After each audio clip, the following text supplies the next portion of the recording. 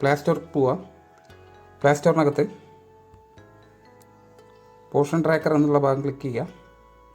Search ചെയ്യുമ്പോൾ തന്നെ നിങ്ങൾക്കിവിടെ അപ്ഡേറ്റ് എന്നുള്ളൊരു ഓപ്ഷൻ കാണും.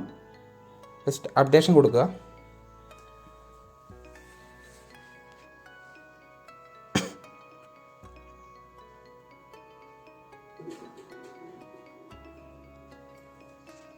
അപ്ഡേഷൻ ആയിട്ടുണ്ടാവും. ഓപ്പൺ എന്നുള്ള ക്ലിക്ക് ചെയ്യുക.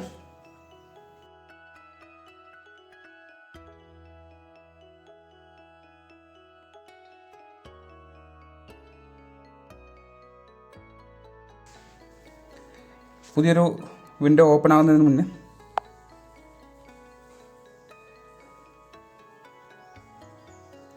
ഇത് പ്രകാരം ചെക്ക് ചെയ്യുക. പുതിയ അപ്ഡേഷൻ 22.2 ആയി എന്നുള്ളത് നിങ്ങൾ ഉറപ്പാക്കണം. അതിനുശേഷമായിരിക്കണം മറ്റുള്ള പ്രവർത്തനങ്ങളൊക്കെ നിങ്ങൾ ചെയ്യേണ്ടത്.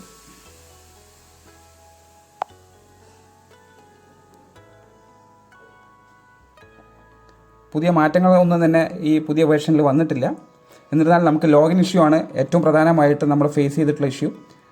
അത് ഈ പുതിയ 22.2 വരുന്ന സമയം അത് ആ ഇഷ്യൂ പരമാവധി ഒഴിവാക്കിയിട്ടുണ്ട് എന്നുള്ളതാണ് നമുക്ക് അറിയാൻ കഴിഞ്ഞിട്ടുള്ളത്. അപ്പോൾ എല്ലാവരും തന്നെ ഉടനെ പുതിയ വേർഷനിലേക്ക് അപ്ഡേറ്റ് ചെയ്യുക. ഇങ്ങനെ അപ്ഡേറ്റ് ചെയ്തതിന് ശേഷം മാത്രമേ നിങ്ങൾ ഇനിയുള്ള എല്ലാ എൻട്രികളും നിങ്ങൾ പൂർത്തിയാക്കാൻ കഴിയുള്ളൂ. ഇതിനോടൊപ്പം തന്നെ നമ്മൾ അംഗൻവാടി സെൻറ്ററൊക്കെ ഓപ്പൺ ആക്കിയിട്ടുണ്ടാവും. എന്നിരുന്നാലും നിങ്ങൾ ഒന്നുകൂടി ചെക്ക് ചെയ്യണം.